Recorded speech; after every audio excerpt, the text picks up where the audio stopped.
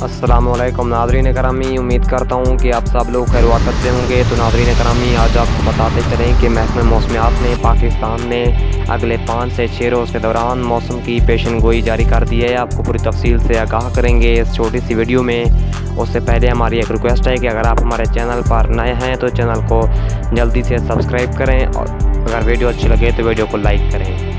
तो नाज़रीन, आपको बताते चलें कि महकमा मौसमियात की ताज़ा तरीन रिपोर्ट के मुताबिक पाकिस्तान में आइंदा आने वाले 5 से 6 रोज़ के दौरान बारिशों का सिलसिला मुंतकिल हो चुका है, जो पूरे पाकिस्तान पर असरअंदाज होगा।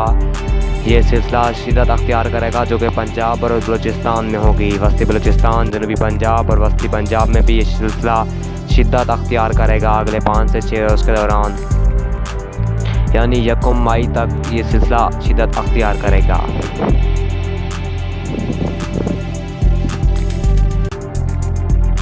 मज़ीद आपको बताते चलें कि बलूचिस्तान और खैबर पख्तूनख्वा के इलाकों में भी बारिश का सिलसिला जारी है, जो वक्फे वक्फे से जारी रहेगा। किला सैफुल्ला, अब्दुल कलाम, गवादर, पसनी और विहाड़ी में आज रात बारिश के शदीद इम्कानात हैं, जबकि सिंध के मुख्तलिफ इलाकों में आज रात शदीद आंधी के इम्कानात हैं। जनूबी पंजाब में भी आज मौसम गर्द आलूद रहेगा।